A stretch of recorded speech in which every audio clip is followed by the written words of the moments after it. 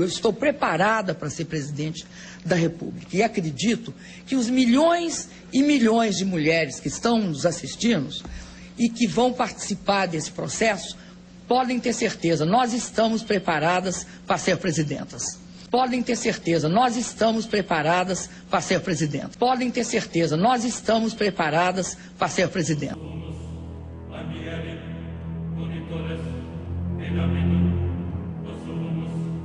Muita gente ainda pensa que a corrupção é apenas roubo. Não é.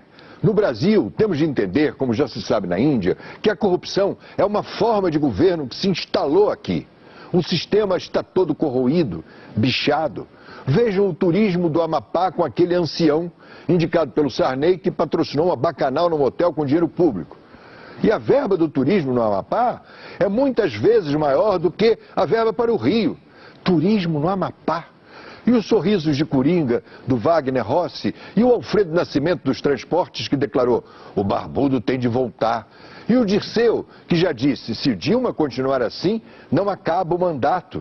Dizem que se ela não respeitar as regras do jogo, não governa. Mas se respeitar, não governa também. Porque as regras todas, projetos, contratos, foram ditadas pela necessidade de roubar. Esse jogo tem de acabar. A Dilma foi durante 5 anos, não é isso? Chefe da Casa Civil do Lula, foi gerente, segundo o próprio Lula, foi mãe do PAC. Ou seja, ela conviveu com todos esses esquemas de corrupção como gerente. Não é como um ministra da Pesca. Não, conviveu como gerente durante 5 anos, com todos esses esquemas. Pelo menos foi essa a história que foi apresentada ao eleitor na campanha. Exatamente, porque nenhum desses esquemas foi implantado agora, na gestão dela. São todos os esquemas que vêm do governo da qual ela era gerente. Não percebeu nada? O que é? Inocente? Não presta, um gerente que não presta atenção no que estão fazendo os seus chefes de departamento? Que história é essa? Essa história está muito mal contada. Né? Os principais casos de corrupção na história recente do país permanecem em aberto, permanecem inconclusos. Para vocês terem uma ideia, 1% de todas as pessoas levadas ao banco dos réus tiveram algum tipo de condenação. Você citou 1% de casos de pessoas condenadas. Se a gente pensar que ainda estão julgando, o impeachment do Collor tem gente sendo julgada, os anões do orçamento, que foi o caso de desvio de dinheiro, em 93 tem gente sendo julgada, o caso do Maluf, que é uma prefeitura também na década de 90, o caso do Luiz Estevam, que foi o ano passado, o Ministério Público ainda nem ofereceu denúncia. Então, há uma morosidade da justiça, uma sensação de impunidade que contribui muito para que as coisas sejam como são no Brasil. Acompanhe esta conta. Olha, se nós pegarmos toda a massa de impostos paga pelos brasileiros e dividirmos por cada um de nós, chegaremos ao seguinte resultado. Desde o dia 1º de janeiro até hoje, nós só trabalhamos para pagar impostos. A partir de amanhã, sábado, começamos a trabalhar, digamos assim, para nós mesmos. Vejam aí a reportagem. Empresário, funcionário com carteira assinada ou prestador de serviço, não importa como você é pago pelo que faz. Se contar o ano de 2010, só a partir de amanhã o dinheiro que receber será seu. De acordo com o Instituto Brasileiro de Planejamento Tributário, cada contribuinte trabalhou 148 dias para arcar com impostos, taxas e contribuições dos 12 meses. É o dobro do que o brasileiro tinha que trabalhar na década de 70. O governo é nosso maior sócio, né? Só que ele nunca vem trabalhar comigo. Pagamos impostos sem nenhum retorno. Esse que é o grande problema. Fora que também transporte é caro, né? Mesmo saúde você tem que pagar de novo. O impostômetro da Associação Comercial de São Paulo marca: quase 490 bilhões de reais já foram pagos pelos contribuintes desde janeiro. É desanimador, né? Desanima bastante. Os tributos estão por toda parte. Nos postos de combustível, a gasolina sairia pela metade do preço sem as taxas. Em algumas contas, como a de luz, por exemplo, dá para identificar quais são eles. De cada R$100 gastos, 34 são impostos. Mas no supermercado, os 38% em média de tributos estão embutidos nos preços. Ou seja, em uma compra de R$100, 38 engordam os cofres públicos. O primeiro ponto é conhecer, porque conhecendo ele pode lutar. Jomir, me diz uma coisa, a carga tributária no Brasil é grande mesmo ou ela é grande diante do que o Estado te dá de volta, ou seja, pouco? Para o nosso padrão de renda por habitante é muito grande, é maior do mundo em relação à renda por habitante. até porque é uma carga concentrada no consumo, onde ela trata igualmente os desiguais, tirando do pobre tanto quanto tira do rico ou vice-versa. Então, é um sistema economicamente suicida, é um sistema juridicamente caótico, é um sistema socialmente perverso, sobretudo, além de politicamente um sistema muito esperto, exatamente, Bajá, por esconder essa carga bruta dentro do preço final dos serviços e produtos em geral. E um outro detalhe importante que você levanta é que se você paga muito e recebe de volta muito pouco, você é obrigado, por exemplo, para quem tem condição, na classe média, por exemplo, a privatizar saúde, privatizar educação, transporte, privatizar previdência e privatizar segurança. É como se fosse uma bitributação. R$1 trilhão. Foi esse o valor que os brasileiros pagaram de impostos de janeiro até esta terça-feira. É o que mostra este painel eletrônico instalado no bairro das Graças, zona norte do Recife. A marca foi atingida quase um mês e meio mais cedo que no ano passado. Até dezembro, a população terá gasto R$1 trilhão e 200 bilhões em impostos. Os consumidores se queixam, e com razão. A arrecadação de tributos dobrou nos últimos 6 anos. Os brasileiros nunca viajaram tanto para o exterior. E sempre que retornam ao país fica uma pergunta ali na cabeça. Por que os bens de consumo custam muito mais caro aqui no Brasil do que lá fora? A repórter Heloísa Vilela foi em busca da resposta. O Brasil é o 4º maior mercado consumidor de automóveis do mundo e 5º produtor. Mas em matéria de preços, é o primeiro da lista. Tão caro. São mais caros aqui do que em outros países, o senhor acha? Sim, com certeza. Argentina, Estados Unidos é a metade do preço. É isso mesmo. Os carros mais caros do mundo estão aqui, em qualquer concessionária. Comparados com os mesmos modelos vendidos em outros países, o Brasil dispara na frente. Por que os brasileiros pagam mais? Imposto, né? Eu sei que eu fui agora há pouco tempo para a Argentina. Um carro que aqui custa R$100 mil, lá custa 48. Ela acertou. Os argentinos pagam menos, mas a culpa não é dos impostos. É a história do que se colar, colou. O jornalista especializado no mercado de automóveis fez um levantamento detalhado. As montadoras não admitem abertamente, mas estabelecem os preços que acham que os consumidores vão aguentar pagar. Em geral, com uma bela margem de lucro. Até mesmo os carros fabricados aqui no Brasil e despachados para outros países de navio chegam ao destino final com preços bem mais baixos do que os preços cobrados nas concessionárias brasileiras. Um dos exemplos mais gritantes é o deste carro. Fabricado em Sumaré, interior de São Paulo, ele custa R$ 25.800 no México. No Brasil, é vendido por R$ 56.200. Este outro custa $15.450 nos Estados Unidos, 21.658 na Argentina e $37.636 no Brasil. E este, R$ 32.500 no México, 65.700 no Brasil. A cobrança de impostos não explica tanta diferença, mas se o consumidor paga, o preço salgado fica. Joel recebeu muitas mensagens porque explicou que a diferença é a margem de lucro. Mas o problema se limita aos automóveis? Preços são abusivos no Brasil. O que vale mais a pena comprar aqui? Tudo. Os brasileiros que viajam para o exterior enlouquecem com os preços baixos dos eletroeletrônicos lá fora. O tablet mais procurado do mundo está custando R$ 2.599 no Brasil. Nos Estados Unidos, R$ 1.350. Roupas e sapatos no Brasil também são bem mais caros. Este tênis para os americanos sai por R$ 250. Para os brasileiros, R$ 549. Um levantamento de um Instituto de Planejamento Tributário compara o preço do mesmo produto em países diferentes. E a conclusão é que o consumidor brasileiro paga sempre mais caro. Notebooks idênticos custam o equivalente a R$ 1.200 nos Estados Unidos e a R$ 1.800 na Argentina. No Brasil, R$ 2.500. Quase um quarto deste valor é imposto. A diferença também é grande no MP3 Player. E nele o peso do imposto é ainda maior. Uma geladeira que custa pouco mais de R$ 900 na Argentina e nos Estados Unidos, aqui no Brasil, sai por R$ 1.600. E até numa simples camisa, a carga tributária eleva o preço. É quase o dobro. Guarulhos, Grande São Paulo. Aqui no segundo maior colégio eleitoral do estado, este empresário investigou e denunciou à justiça a fraude nas últimas eleições municipais. Segundo ele, as urnas eletrônicas foram manipuladas num esquema que pode se repetir em outras votações. Ele apresenta documentos da própria Justiça Eleitoral. As urnas são programadas por um cartão de memória, o flashcard.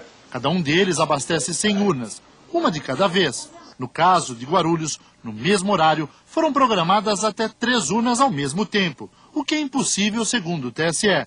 Foram gravadas mais 100 urnas novas. E que nós ficávamos nos perguntando por que essas 100 urnas, né? E depois chegamos à conclusão que essas são as urnas clonadas. Note também que na contagem dos votos, o operador desaparece várias vezes, embora a mesma senha seja utilizada sempre. Ou seja, alguém não identificado totalizou os votos usando a senha do operador. Da forma que a urna é apresentada, eu entendo que há possibilidade de violação, sim.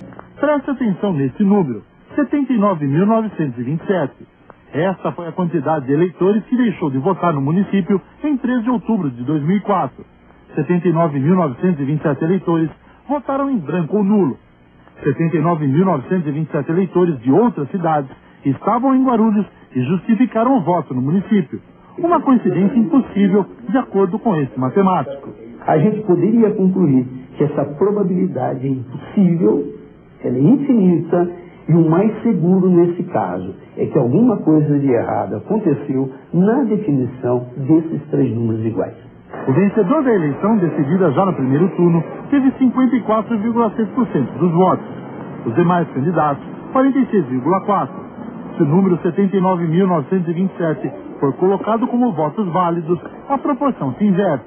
O vencedor passa a ter 46,4% contra 54,6% dos demais candidatos, obrigando a realização do segundo turno.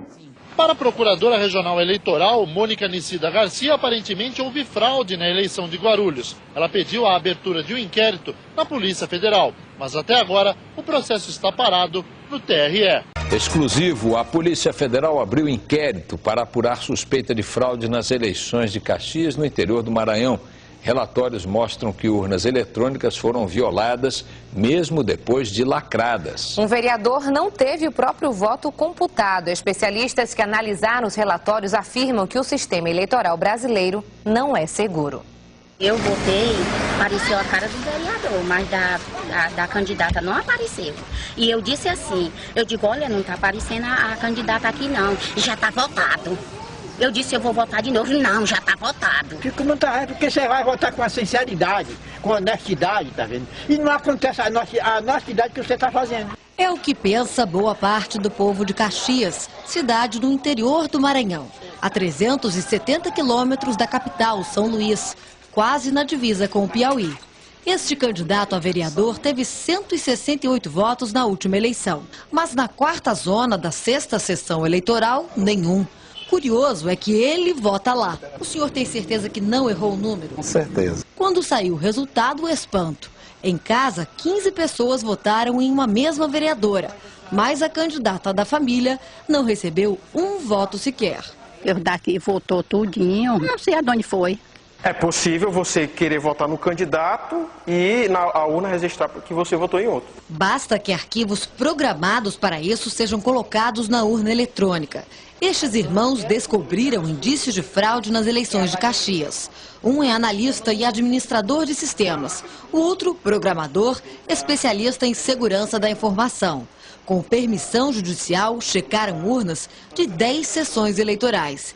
Em um relatório, concluíram que houve manipulação dos equipamentos. A caixa preta dessa urna, ela revelou que elas foram ligadas antes da eleição, em um ato totalmente estranho. Um exemplo, a cerimônia de lacre de um lote de urnas aconteceu em 26 de setembro. Em 3 de outubro, alguém mexeu nas máquinas, como mostra o documento. Para isso, seria preciso autorização do juiz, registrada em cartório, em ata. Não, no dia 3, eu não vou, porque aqui na pasta não tem. Dos 12 vereadores escolhidos em outubro, 11 são ligados ao atual prefeito da cidade, agora reeleito. Procuramos saber a opinião deles sobre as possíveis fraudes. Esta é a lista de códigos digitais de uma urna no dia 15 de setembro.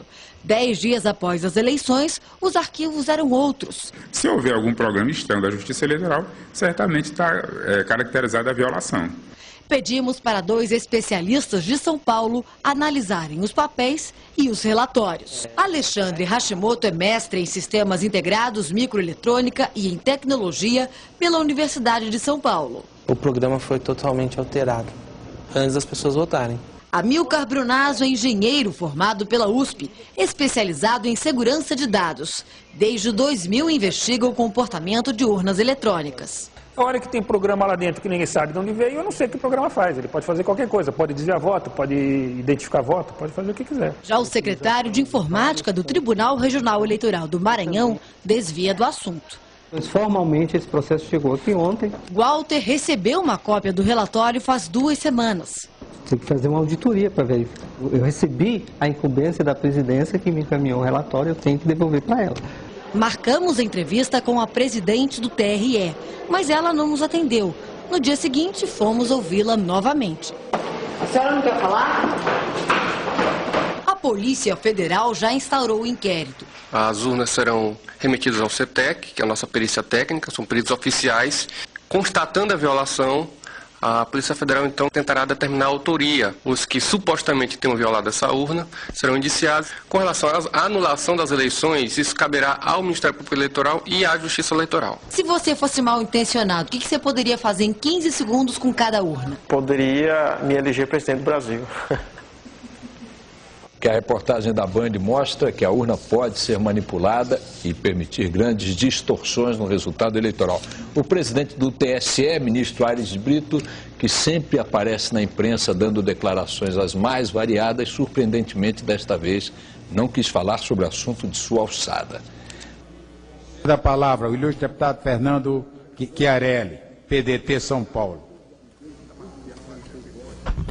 Senhor presidente, povo do Brasil que nos escuta desde lá da Rondônia, desde lá da Roraima, no Acre, até o Pernambuco, até o Rio Grande do Sul, nas fronteiras. Eleitor brasileiro, povo do Brasil, eu denuncio aqui que o sistema eleitoral brasileiro é uma fraude.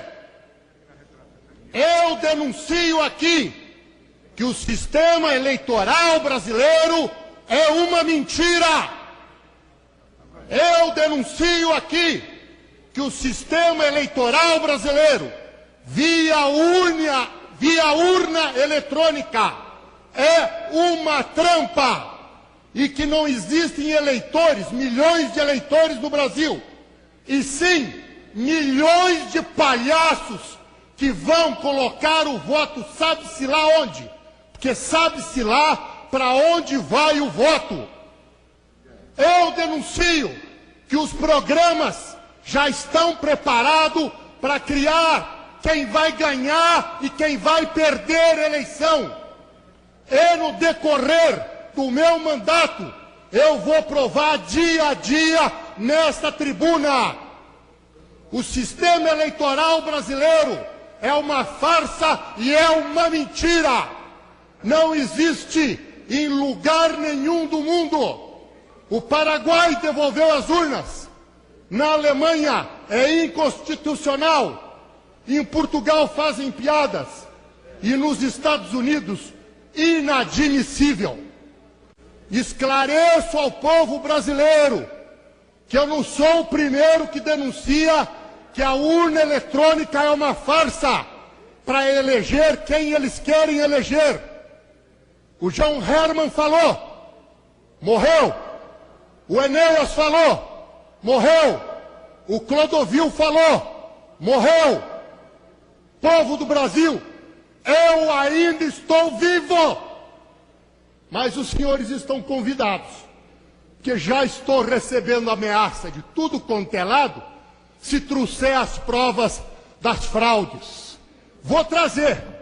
E o promotor público em Ribeirão Preto, doutor Cirilo, é testemunha de que o sistema eleitoral brasileiro é uma fraude. Hoje, as lideranças, padre, hoje, a liderança, meus amigos do Nordeste aqui presentes, não nascem mais nas lutas, nas brigas, nas ruas, nas disputas, e sim são Esse aqui é o grande. Tudo está combinado.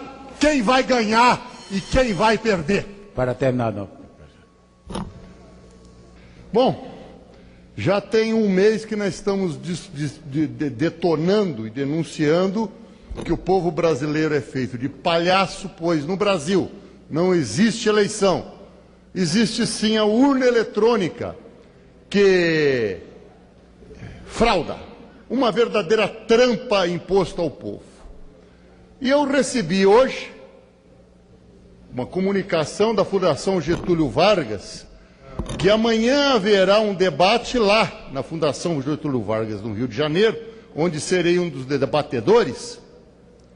Será com a presença do senhor Rob Congripe, um holandês, aquele que fez acabar a urna eletrônica, tanto na Holanda quanto na Alemanha. Também estará presente o professor Haldeman, da Universidade de Princeton, ou seja, uma universidade que o Einstein foi professor na Califórnia, e que mostra que as urnas brasileiras podem ser contaminadas e fraudadas de 122 vezes, formas diferentes. Também estará presente da Unicamp o senhor George Stolf. E também acabo de receber um convite para segunda-feira estar no Largo de São Francisco, acho que na Universidade de Direito lá, falando sobre as fraudes nas urnas eletrônicas. E o interessante é que o secretário de Informática do TSE, o senhor José Genino, uma coisa assim, foi convidado a comparecer no debate com as autoridades estrangeiras. Evidentemente que nega-se a comparecer, porque só o TSE acredita que não tem fraude em urna eletrônica. Todo mundo acredita que essa bobada teve esse montão de voto desde o início. Evidentemente que não. Que a fraude eletrônica no Brasil é de dar vergonha à República Velha. Tem de pagar para ser de vereador até presidente da República. Dentre as correspondências que eu recebo um jornal de Marília de 2004, onde tem a urna, e na urna já está escrito assim: já ganhei. Ou seja, que já estava tudo ali programado. Tanto é verdade que lá em Marília, desde 2004, as urnas estão apreendidas. 2004, a criança já entrou no grupo, já largou a chupeta. Pior que isso, só em Ribeirão Preto, em outro caso, que na hora certa eu irei mostrar. Também recebi uma outra carta dizendo: deputado, não se indigne tanto, deputado. Nós temos tudo a oferecer para o senhor, desde os programas, os softwares, até as urnas e os esquemas de corrupção no Tribunal Regional Eleitoral. Se o senhor quiser, seu deputado, estamos mandando para o senhor o lacre já da próxima eleição. Podemos vender para o senhor aqui uns 50 mil lacres, 10 mil lacres, 20 mil lacres, e o senhor se elege o que o senhor quiser, seu deputado. Então já estou recebendo o lacre e estou até pensando em modificar a minha posição.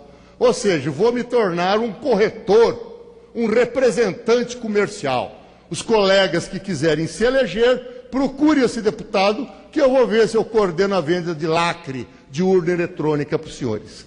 Tem aqui o de 2010, tem aqui o de 2008, diz que já está fazendo, já está no forno os lacres de 2012.